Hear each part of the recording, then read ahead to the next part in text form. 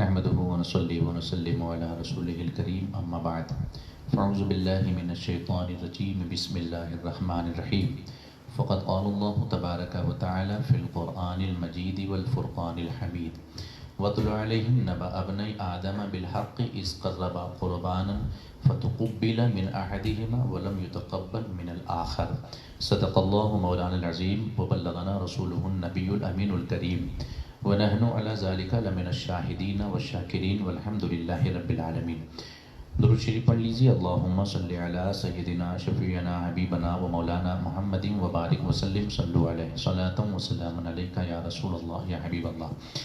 آج ہم نے چھٹے پارے کی تلاوت کی ہے اور چھٹے پارے میں جو واقعہ ہے سب سے خوبصورت، وہ اس واقعے کی طرف ہم آج آپ کو لے کے چلیں گے۔ ہم نے ایک آیت پڑھی تھی، وَاتْلُ عَلَيْهِمْ نَبَأَ ابْنَيْ آدَمَ بِالْحَقِّ إِذْ قَرَّبَا قُرْبَانًا فَتُقُبِّلَ مِنْ أَحَدِهِمَا وَلَمْ يُتَقَبَّلْ مِنَ الْآخَرِ قَالَ لَأَقْتُلَنَّكَ قَالَ إِنَّمَا يَتَقَبَّلُ اللَّهُ مِنَ الْمُتَّقِينَ۔ اور اے پیغمبر، انہیں پڑھ کر سناؤ آدم کے دونوں بیٹوں کی سچی خبر۔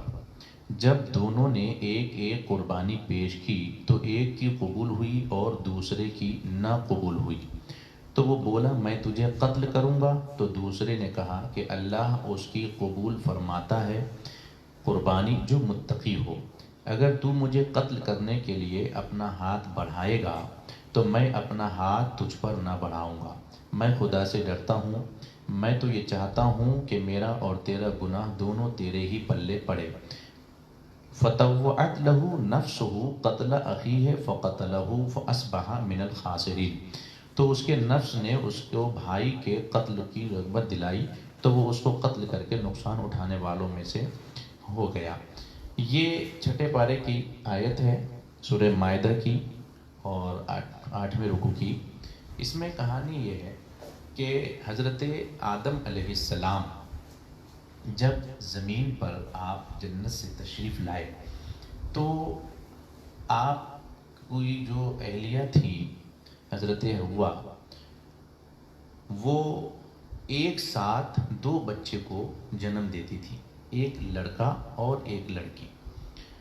حضرت آدم علیہ السلام کو اللہ تعالیٰ نے ایک لڑکا اور ایک لڑکی دیا تو ان کا نام رکھا قابیل، اور ان کے ساتھ جو لڑکی پیدا ہوئی ان کا نام تھا اقلیمہ، اور دوسرے سال پھر جو لڑکا اور لڑکی پیدا ہوئی تو ایک کا نام رکھا گیا حابیل، اور دوسرے کا نام جو ان کی بہن تھی حابیل کے ساتھ ان کا نام تھا لیوزا۔ تو قابیل جو تھے یہ اور ان کی بہن اقلیمہ، یہ دونوں بڑے ہی حسین اور بڑے خوبصورت تھے، اور اس زمانے میں قاعدہ یہ تھا کہ سگے بھائی بہن جو ایک ساتھ پیدا ہوتے وہ ان دونوں کی شادی نہیں ہوتی، دوسرے سال جو پیدا ہوتے ایک ساتھ ان دونوں کی شادی پہلے جو پیدا ہوتے ان دونوں کے ساتھ ہوتی۔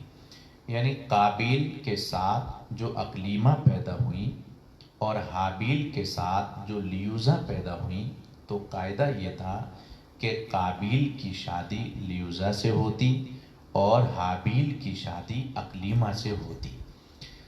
حضرت آدم علیہ السلام نے اس طریقے سے دونوں کا رشتہ طے کر دیا کہ آپ کی شادی لیوزا سے ہوگی، قابیل سے فرمایا، اور حابیل سے کہا کہ تمہاری شادی اقلیمہ کے ساتھ ہوگی۔ مگر اقلیمہ چونکہ بہت خوبصورت تھی لیوزا کے مقابلے میں، تو قابیل نے اپنے باپ کی یہ بات نہیں مانی۔ قابیل نے یہ کہا کہ ہمارے ساتھ جو ہماری بہن پیدا ہوئی ہے اقلیمہ وہ زیادہ حسین ہے، زیادہ خوبصورت ہے، اور حابیل کی جو بہن ہے لیوزا وہ کالی ہے، خوبصورت اتنی نہیں ہے، تو میں شادی حابیل کی بہن سے نہیں کروں گا، میں اپنی بہن اقلیمہ ہی سے شادی کروں گا۔ حضرت آدم علیہ السلام نے فرمایا کہ ایسا نہیں ہو سکتا، اللہ تعالیٰ کا یہ حکم ہے، وہ تم ایک ساتھ پیدا ہوئے ہو، تمہاری شادی نہیں ہو سکتی، تم کو لیوزا سے شادی کرنا ہوگا اور حابیل کی شادی اقلیمہ سے ہوگی۔ پھر بضد ہو گئے قابل کہ نہیں ہم تو اقلیمہ ہی سے شادی کریں گے.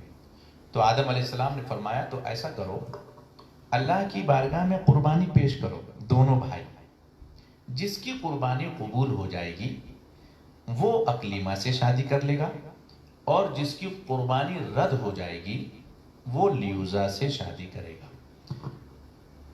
مینا جو وادی ہے آج جہاں جاتے ہیں حج کرنے کے لیے حاجی لوگ، تو وہ پہاڑ پہ قربانی اس وقت رکھی جاتی تھی. جس کی قربانی قبول ہونے والی ہوتی آسمان سے آگ آتی اور اس کی جو رکھی ہوئی چیز ہوتی اس کو کھا جاتی. اگر آسمان کی آگ اس کو کھا جاتی تو سمجھا جاتا کہ اس کی قربانی قبول ہو گئی، اور جس کی نہیں کھاتی چھوڑ دیتی آگ، اس کی قربانی قبول نہیں ہوئی. تو قابیل نے گیہوں کے بال پہاڑ پہ رکھے اپنی طرف سے قربانی کے لیے، اور حابیل نے ایک بکرا قربانی کے لیے پہاڑ پہ رکھا. آسمان سے آگ آئی اور حابیل کی قربانی لے گئی، یعنی حابیل کی قربانی قبول ہو گئی اور قابیل کی رد کر دی گئی. اب حضرت آدم علیہ السلام نے فرمایا کہ دیکھ لیا تم نے کہ اللہ تعالیٰ بھی یہ چاہتا ہے کہ حابیل کی شادی اقلیمہ سے ہو اور تمہاری شادی لیوزا سے ہو.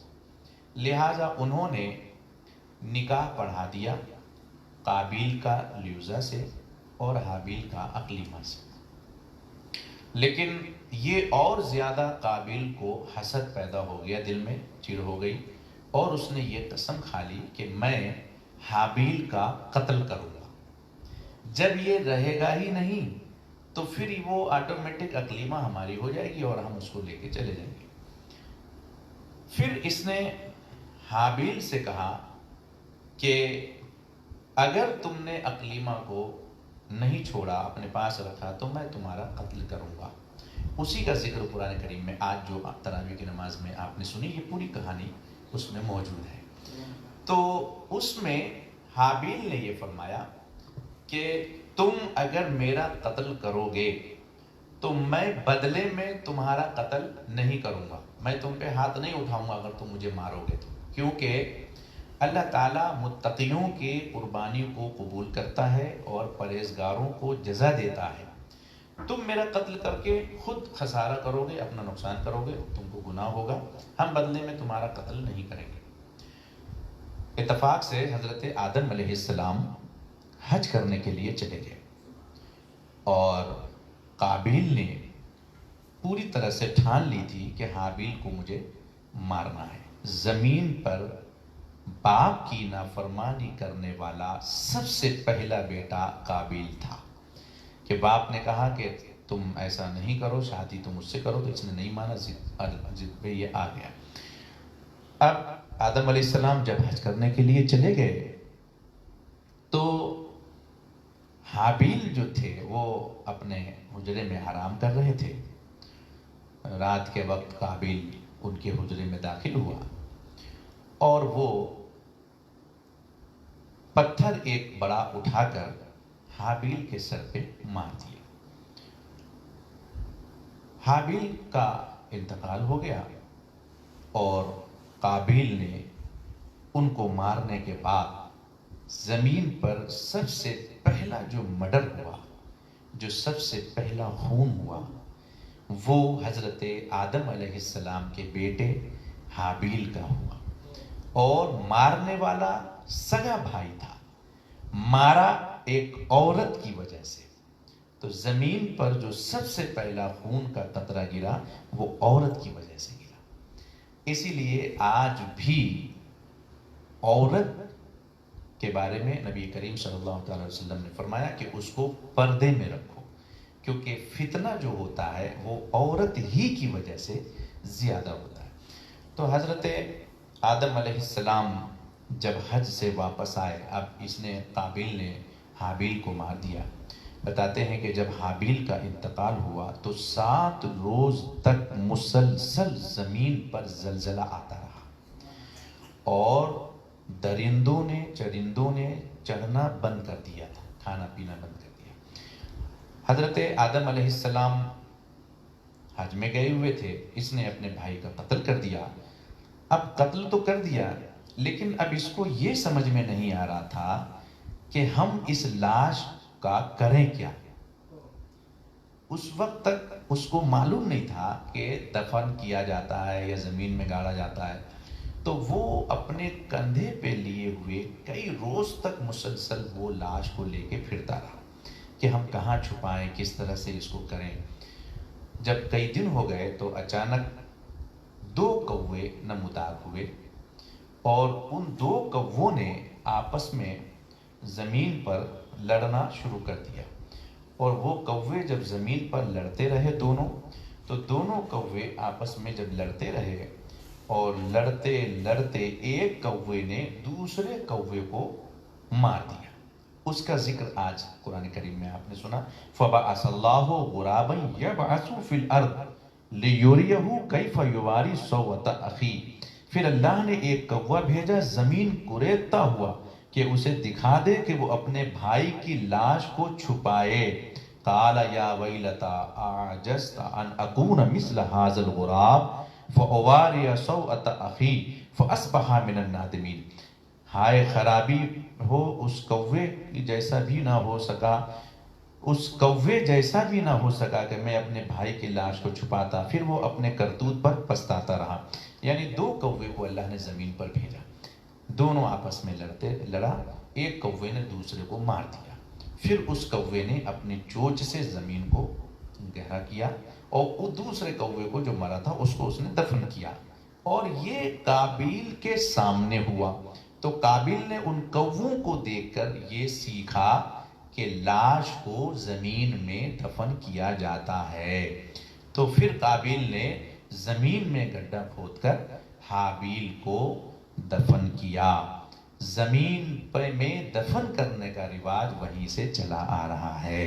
سب سے پہلا جو زمین میں دفن کیا گیا جس میت کو، وہ حضرت حابیل کی میت تھی۔ حضرت آدم علیہ السلام جب کافی دنوں کے بعد حج سے جب واپس تشریف لائے، اور آپ کو جب یہ پتہ چلا کہ قابیل نے حابیل کو مار دیا ہے، تو حضرت آدم علیہ السلام کو بہت رنج ہوا، اور آپ نے یہ فرمایا کہ قربانی دونوں کی رکھی گئی تھی، اللہ تعالیٰ نے ایک کی قربانی قبول کی۔ اس زمانے میں ایسا ہوتا تھا کہ اگر آدمی جھوٹ بولتا یا سچ بولتا تو سچ اور جھوٹ سامنے اسی وقت معلوم ہو جاتا تھا۔ آدم علیہ السلام سے لے کر کے عیسیٰ علیہ السلام تک جتنے بھی انبیاء کرام آئے، ان کے زمانے میں الگ الگ ایک ایک چیز، ایک ایک معجزہ دیا گیا، اور ایک ایک انداز کا، ایک ایک حساب سے سچے اور جھوٹے کا پتہ چلتا تھا۔ جیسے مثال کے طور پہ آدم علیہ السلام کے زمانے میں کون سچا ہے کون جھوٹا ہے، قربانی رکھی جاتی، جس کی قبول ہو جاتی وہ سچا ہوتا، جس کی نہیں وہ جھوٹا۔ نوح علیہ السلام کے زمانے میں کشتی تھی نوح علیہ السلام کی، جو انہوں نے بنائی تھی اپنے ہاتھ سے۔ اگر آدمی سچا ہوتا تو وہ کشتی کے پاس جا کر کھڑا ہو جاتا، کشتی اس کے کھڑے ہونے سے نہیں ہلتی، اور اگر جھوٹا ہوتا تو وہ کشتی ہلنے لگتی۔ حضرت داؤد علیہ السلام کو اللہ نے زنجیر عطا فرمائی تھی، وہ زنجیر لٹکتا رہتا آسمان سے نیچے۔ اگر آدمی سچا ہوتا تو وہ زنجیر اس کے ہاتھ میں آ جاتی، اور اگر آدمی جھوٹا ہوتا تو وہ کتنی بھی کوشش کرتا زنجیر اس کے ہاتھ میں نہیں آتا۔ اس طریقے سے بے شمار انبیاء کرام کے زمانے میں ایک ایک چیز ایسی رہتی کہ آدمی سچ بول رہا ہے یا جھوٹ بالکل سامنے معلوم ہو جاتا۔ جب سرکار دو عالم صلی اللہ علیہ وسلم کا زمانہ آیا تو میرے نبی نے عرض کیا کہ مولا، میری امت سچی ہے یا جھوٹی، سچ بول رہا ہے یا جھوٹ بول رہا ہے، سامنے اگر پتہ چل جائے گا تو جھوٹ بولنے والا رسوا ہو جائے گا۔ تو میں یہ چاہتا ہوں کہ سامنے سامنے کا قصہ ختم کر دیا جائے، یعنی میری امت کسی کے سامنے چاہے گنہگار ہو مگر رسوا نہ ہو۔ کسی گنہگار، کوئی گنہگار امت کسی نیکوکار کے سامنے رسوا نہ ہو۔ تو اللہ رب العزت نے فرمایا کہ محبوب، اب ہم آپ کے زمانے میں سچا اور جھوٹا گواہی پر رکھتے ہیں. آدمی اگر 2 گواہ لے آئے اپنی طرف سے تو وہ سچا مانا جائے گا، اور جو گواہ نہ لا سکے وہ جھوٹا مانا جائے گا، یا وہ قسم کھائے اپنی سچائی کے لیے.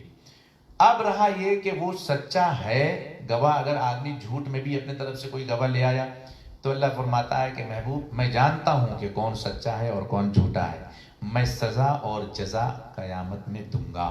لیکن دنیا میں سامنے سامنے اللہ نے اپنے محبوب کی اس امت کو رسوا ہونے سے بچا لیا. اگلے زمانے کے جو نبی تھے ان کی امت سامنے سامنے معلوم ہو جاتا تھا کہ کون سا ہے، مگر حضور کی امت اگر سچ بولتی ہے یا جھوٹ بولتی ہے یہاں اس کا پتہ نہیں چلتا ہے، یہ قیامت میں معلوم ہوگا. یہ اللہ نے اپنے محبوب کی امت کو شرمندہ ہونے سے یہاں بچا لیا. ہمارا ایمان ہے کہ جب اللہ نے اپنے محبوب کو شرمندہ ہونے سے، محبوب کی امت کو یہاں گنہگاروں کو شرمندہ ہونے سے بچایا ہے، اگر ہم ایمان پر اس دنیا سے جائیں گے تو انشاءاللہ قیامت میں بھی اللہ اپنے اس گنہگار امت کو، اپنے محبوب کے گنہگار امت کو رسوا ہونے سے محفوظ فرمائے گا. اسی لیے اعلیٰ حضرت فرماتے ہیں، کر کے تمہارے گناہ مانگے تمہاری پناہ، تم کہو دامن میں آ تم پہ کروڑوں درود، اور کوئی غیب کیا تم سے نہاں ہو بھلا، جب نہ خدا ہی چھپا تم پہ کروڑوں درود. تو پھر اس طریقے سے حضرت آدم علیہ السلام جب تشریف لائے تو آپ کو پتہ چلا، جب آپ کو پتہ چلا تو آپ بہت ناراض ہوئے اور آپ نے بہت ڈانٹا قابیل کو اور فرمایا کہ نکل جا میری بارگاہ سے، میری نظروں سے دور ہو جا. تو قابیل اقلیمہ کو لے کے یمن کی طرف چل دیا، اور وہاں جب وہ گیا تو جس وقت حابیل کو اس نے قتل کیا تھا، بتاتے ہیں کہ ان کی عمر اس وقت 20 برس کی تھی، منگل کا دن تھا اور غار ہرا کی گھاٹی میں یہ اس نے قتل کیا تھا.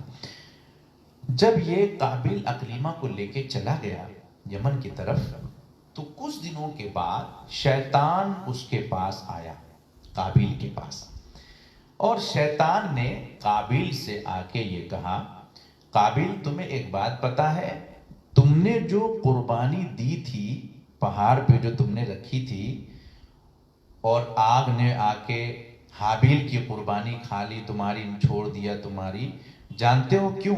اس لیے کہ وہ حابیل آگ کو پوجتا تھا، اسی لیے آگ نے اس کی قربانی کھا لی. تم نہیں پوجتے ہو آگ کو، اسی لیے تمہاری قربانی رد ہو گئی. تم اگر آگ کی پوجا کرو گے تو تمہاری بھی قربانی قبول ہوگی. تو قابیل نے کہا وہ کس طرح پوجا جائے؟ تو اس نے ایک بہت بڑا مندر بنوایا شیطان نے قابیل سے، اور سب سے پہلے زمین پر آگ کی پوجا جس نے کی تھی وہ قابیل تھا، اور شیطان نے پھر اس سے آگ کی پوجا کروایا.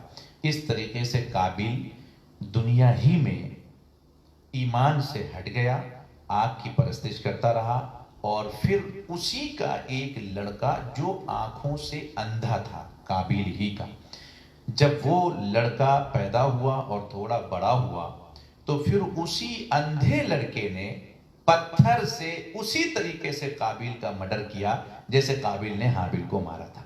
یعنی بیٹے نے سب سے پہلے زمین پر ایک بھائی نے بھائی کا قتل کیا، اس بھائی کا نام جس نے قتل کیا تھا اس کا نام قابیل تھا، اور جو قتل ہوئے تھے مقتول ان کا نام حابیل تھا. اور سب سے پہلے جس بیٹے نے اپنے باپ کو قتل کیا وہ باپ قابیل تھا، اور اس کا بیٹا دونوں آنکھوں سے اندھا تھا جس نے اپنے باپ کو قتل کیا تھا. اس طریقے سے نہ اسے دنیا ملی اور نہ اسے آخرت ملی. اب کہتے ہیں کہ آپ نے اس سے کیا سیکھا؟ سب سے بڑی چیز یہ ہے کہ انسان دنیا میں جب آیا ہے تو اس کو یہ سوچنا چاہیے کہ ہم کسی کو ناحق نہ ستائیں اور ناحق نہ ہم کسی کا خون کریں. ایک عورت کے معاملے میں سب سے پہلے زمین پر خون ناحق جو ہوا وہ ایک عورت کے ہی معاملے میں ہوا. لہٰذا کسی عورت کے فتنہ عشق میں مبتلا ہونے سے اللہ کی پناہ مانگنی چاہیے. دوسری بات، قابیل نے جذبہ حسد میں گرفتار ہو کر اپنے بھائی کو قتل کیا. نبی کریم صلی اللہ علیہ وسلم نے فرمایا کہ حسد کسی قیمت پہ بھی انسان کو نہیں کرنا چاہیے. مومن کو حسد نہیں کرنا چاہیے، بغض نہیں رکھنا چاہیے کسی کے دل کسی کا. اور تیسری بات ہمیں یہ معلوم ہوا کہ خون ناحق کتنا بڑا گناہ عظیم ہے کہ اس جرم کی وجہ سے ایک نبی کا بیٹا، یعنی آدم علیہ السلام کا بیٹا ہے قابل، لیکن ناحق خون کرنے کی وجہ سے وہ کفر میں اور شرک میں مبتلا ہو گیا اور قیامت کے دن دوزخ کے عذاب میں وہ گرفتار رہے گا. چوتھی بات، اس سے معلوم ہوا کہ جو شخص کوئی برا طریقہ ایجاد کرے تو قیامت تک جتنے لوگ اس برے طریقے پر عمل کریں گے گناہ میں وہ برابر کا شریک ہوگا. یعنی آج کوئی بھی کسی کا ناحق خون کرتا ہے تو گناہ قابل کو بھی اس کا پہنچے گا، کیونکہ یہ شروعات اسی نے کی ہے، یہ شروعات اسی نے کی ہے. تو غلط کام کی جو شروعات کرتا ہے اس کے بعد پیچھے جو بھی غلط کام کرتا رہے گا اس میں اس کا بھی حصہ رہے گا. ایسے ہی نیکی کی اگر کوئی شروعات کر دیتا ہے اور یہ چیز ایجاد رہتا ہے ہمیشہ، تو انشاءاللہ اس نیکی کا ثواب شروع کرنے والا چاہے مر گیا ہو، اس دنیا سے چلا گیا ہو، لیکن اس کے روح کو اس کا ثواب پہنچتا رہے گا. جیسے کہ تراویح کی نماز کا ایجاد یہاں ہوا، اب اگر یہ ہمیشہ کنٹینیو رہا تو جن نے ایجاد کیا ان کے وصال کے بعد بھی یہ ثواب ان کو پہنچتا رہے گا، کیونکہ نیکی جو شروع کرتا ہے وہ نیکیاں ملتی چلی جاتی ہیں، اور برائی جو شروع کرتا ہے کوئی بھی اس کے بعد برائی کرے اس کا بھی گناہ اس کو ملتا رہتا ہے. انشاءاللہ تعالی ہم روزانہ رات کو اسی وقت یہاں حاضر ہوں گے. تراویح کی نماز کے بعد قرآن پڑھی جائے گی، اس میں سے تھوڑا بہت جو بھی اچھی آیت ہوں گے یا جو بھی اس میں اچھی کہانی ہوگی، اچھے واقعات ہوں گے، وہ ہم انشاءاللہ آپ تک رکھیں گے. اللہ تعالی ہمیں اور آپ کو دارین کی نعمتوں سے مالا مال فرمائے. وآخر دعوانا ان الحمدللہ رب العالمین. السلام علیکم ورحمۃ اللہ.